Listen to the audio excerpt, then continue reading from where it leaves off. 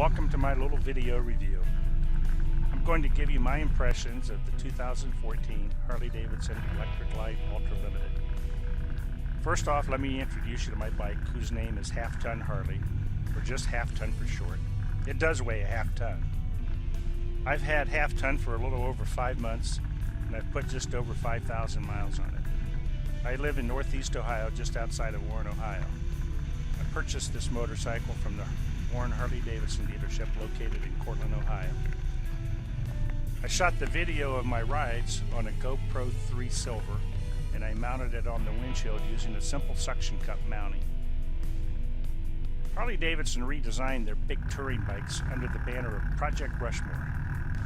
The 2014 Ultra Limited is a first edition of the Project Rushmore motorcycles.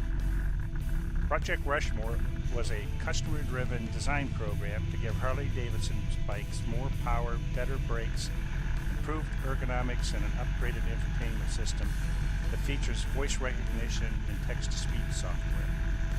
I'm amazed at the attention to detail from the hand controls, the lights, electronics, vents, heat shields, luggage closers, clear through to the floorboards. Not everything is perfect, but it's pretty close, and I'll get into details and give you my impressions. First of all, I want to talk about that 103 motor. The power plant is 103 cubic inch high output twin cam, which is 1690 cc's, and has a 6-speed transmission. The engine red lines at about 6,000 RPMs and will cruise at 70 mile an hour at 3,000 RPMs. And there's lots of torque throughout that whole RPM range. The maximum torque for this motor is at around 3,700 RPMs. The change in power and torque through that whole power band is not radical, it's just consistent and smooth and predictable. There have been times when I've been cruising along 65 mile an hour in 6th gear and come up on a turning vehicle. I just twist the throttle back, disengage the cruise control, and let the bike slow down to 35 mile an hour or so. And once the vehicle gets out of my way, still in 6th gear, I just hit the resume button on the cruise. That 103 just comes alive and cranks the bike up to the original cruising speed of 65 mile an hour with little effort. It's just fun to ride. The 103 is an air and liquid cooled V-twin that powers the Ultra Limited. This is a first edition for Harley. The engine has liquid coolant that gets routed through the exhaust areas of the cylinder heads before routing to the radiators in the left and the right lower fairings. The coolant is circulated by an electric pump. Harley also did a really nice job hiding the hoses to maintain the look of an air-cooled motor. Liquid cooling allows Harley to up the compression ratio to 10.1, which gives you more power and improved efficiency without the risk of melting the exhaust valves, the seat, and my thighs, even when you're in those slow drives when it's 90 plus degrees out. The Ultra has a hydraulic clutch. Harley says the new hydraulic clutch will never need adjustment, and that lever effort will stay consistent over the life of the bike. It's a hard pull most of the time, but it's not unbearable even when you're working your way through traffic. The Ultra comes with what they call reflex link brakes with ABS. This link braking system is active whenever the motorcycle is above 20 to 25 mile an hour. At slower speeds, the front and rear brakes act independently. When the link system is active, braking force is applied to both wheels if either brake is applied, and the front to back balance is automatic. It's supposed to work well when it's in wet or on curves when your bike isn't completely upright. And I haven't really tested this, but it's nice to know it's there someday if I ever need it. Next up is the seating position. At first the bike felt like it was way too low for my preference, but that's probably more of what bikes I've owned in the past. Now, I've ridden dirt bikes for years and they sit really high, maybe even too high. I started with a 1977 Yamaha IT, and my last dirt bike was a 1985 Yamaha YZ450. The last road bike I owned, and I had it for over 10 years, was a 1981 4-cylinder Honda CB900, which also sat a couple of inches higher than the Harley does. After a few months though, I've kind of gotten used to that low ride of the Harley. My Ultra is pure stock except for the seat. This is the only change I've made. I purchased a Harley Davidson tallboy seat.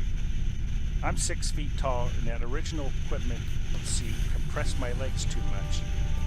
The tallboy seat moves my butt back a couple of inches, which is just right for me. The rear brake is still not easy or natural for me for my old knee and ankle, even when the seat has been moved back by the tallboy. So I use the front brake for most of my normal stopping and keep my right foot planted on the floorboard. I have to lift my right leg to get it up on the rear brake. The brake position reminds me of what it's like on an old Farmall H tractor that we had back in Lewis Center when I was a kid. The rear brake can be retrofitted with an aftermarket brake pedal like from Soft Brake. Maybe if I can figure out their website, I'll take another look at Soft Brake again next year. Next up are the LED lights. The nighttime view is pretty impressive thanks to the new Daymaker LED headlamps with the LED fog lights. I use the fog lamps as daytime running lights. The lights are a bright white with just a little tint of blue. The string of LED lights on the bottom rear of the trunk illuminates when you hit the brakes, and they are very bright. The bike is very visible from the rear. Luggage packs are new for 2014 called Tour Pack. The latches on the saddlebags make it easy to get your gear in and out. The design of the trunk is equipped with a single one-touch latch, self-centering catch, and a retractable tether that makes it possible to open and close the lid with only one hand. I have read criticisms on the old interweb about batwing fairing. There seems to be a faction of batwing haters, primarily because, as they say, bad aerodynamics. Since this is my first Harley touring class motorcycle, I've had no comparison between the batwing fairing and the old style fairings. I've been okay with the fairing. The fairing blocks wind nicely. There are vents located in the lower fairing just below the heat exchangers that can be opened or closed, and there are wind flaps on the lower part of the batwing that can be adjusted to push the wind away or towards you. I had half ton for about a month. I decided to take a little road trip to Thunder in the Valley in Johnstown, Pennsylvania last June. The event probably had 20 to 30,000 motorcycles in downtown. It was a pretty fun event. That weekend it was warm and it was in the low 90s. While I was walking around and looking at every type of bike imaginable in downtown, I saw another 2014 Limited with the fairing flaps rotated around so that the flaps directed the wind into the lap of the driver. I didn't even realize that you could rotate those fins. I just thought they were there as aerodynamic wings, forcing the air out around the driver and the passenger. There's also an on and off vent in the fairing located on the inside of the windshield that reduces turbulence and buffeting for the driver by equalizing the pressure on the backside of the windshield. The criticism by some folks is the vent's there to fix the aerodynamics of the fairing. I guess I don't know if it's better or worse than the older design, but it seems to work well. I do have two issues with the height of the windshield. I believe the ergonomics of half ton is designed around an average male's height of 5'9" I'm 6 foot, so I need a little more leg room, hence the tallboy seat. And when I wear my helmet, the top of my helmet is probably 6'2" or 6'3". The very top of my helmeted head gets hit by the wind coming over the top of the windshield. If I have my clear visor in the up position, the wind coming over the top of the windshield hits that visor and makes my head vibrate. If I look to either side, my head buffets. If I keep my head pointed forward, I don't get so much of the buffeting. If I pull the visor down over my face, I also don't get any buffeting. So I think a little taller windshield would prevent this. The other issue with the height of the windshield is that the top of the windshield lines up directly with the line of sight of the oncoming cars. I need to adjust my head up or down so the line of sight is just above those cars. Replacing that windshield with one that might be 1 or 2 inches taller would probably solve both of these issues. Maybe I'll look at doing that next year also. The analog style gauges for fuel, speed, tachometer, and voltage are mounted above the infotainment system in the ferry, and they look like they're replicas from a 1967 Ford Falcon. They are very round and plain. The odometer and the transmission gears are digital, and there are also idiot lights for oil, temperature, neutral, high beam, fog lamps, etc. My eyes aren't what they used to be, and I struggle with the speedometer. A couple of mile per hour makes a difference whether you get a speeding ticket or not. In my normal seating position, I cannot easily see whether I'm going 63 or 67 mile an hour. At 66 or 67, I'm probably going to get a ticket. 63, 64, 65, I'm not. So I want to get up to the exact speed that I want, set that cruise control, sit back and relax. A larger, better resolution speedometer would be much better for me. Now, all the other gauges seem to be okay. I like that aftermarket decoded digital gauges. That would be a fantastic upgrade, but I'm not sure if it's worth $1,000 to me or not. That speedometer on the decoded digital gauges are just perfect. The infotainment system. I've been saving the infotainment system to last. It's officially called the Boombox Infotainment System. The system is complemented by Bluetooth connectivity and voice recognition software and text-to-speech technology. The Bluetooth capabilities are pretty good. It's not as good as what I've seen in the latest Ford and GM cars, but it's really pretty good for a first edition on a motorcycle. I have both a Samsung Galaxy on Sprint phone and an iPhone 5S on Verizon. I would think that the newer iPhone would work better than the old Galaxy 4, but that's not the case. I've gone through the effort to link up both phones several times. The infotainment system will only allow one device to be connected at a time, so if you want to switch phones, you have to go through a process of resyncing. If it supported two devices, that would be a lot better. I also really wish the infotainment system would support a Bluetooth wireless headset rather than that corded set I have to use. I really don't like having my helmet tethered to the bike with that cord. If I don't specifically connect that iPhone, the Galaxy will connect automatically. The Galaxy won't play music automatically, but it will make and accept phone calls without having to go through the process of hooking it up through the Bluetooth menus. The iPhone has to be connected via Bluetooth every time you start the bike before it will work. Shutting the power off the bike, like when you get fuel, resets that Bluetooth connection. The iPhone then has to be reconnected by the Bluetooth setting option in the infotainment system every time you power the bike. This is a real pain. Now, I have a Harley Davidson helmet, and I installed the earpieces and microphones that come with the Ultra into the helmet. The sound is really great. I have used this helmet 98% of the time, and I primarily listen to music and podcast and talk to half-touch computer. The phone works well on both of my phones. I've made calls and received calls while traveling down the freeway. I thought the rumble of the engine and the wind noise would interfere with the sound quality, but it really doesn't. I can hear just fine, and the folks on the other end of the call don't even realize sometimes that they're using the Bluetooth connection on half-touch through my cell phone. The infotainment system is controlled by two 5-way joysticks mounted on the left and right-hand controls, and are also used for controlling the intercoms, the CB radio, the weather radio, and the navigation system. If you are wearing a helmet equipped with a headset, you can use one of the 33 voice commands. The voice recognition system works fantastic. If you want to navigate to a specific address, you just say something like, destination 1962 Westlake Boulevard, Youngstown, Ohio, all at once. The computer will go off, do some computing, and will come back and enter that exact address into the nav system and start the routing.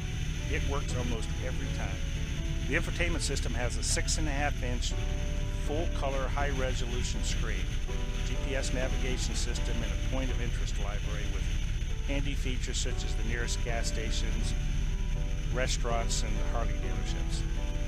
If you run your gas down so low that the low fuel indicator light comes on, the nav system will automatically give you the option to find the closest gas station.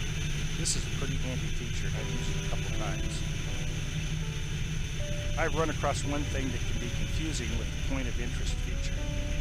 The point of confusion is when you want to navigate to a popular place with multiple locations nearby, like Buffalo Wild Wings restaurant.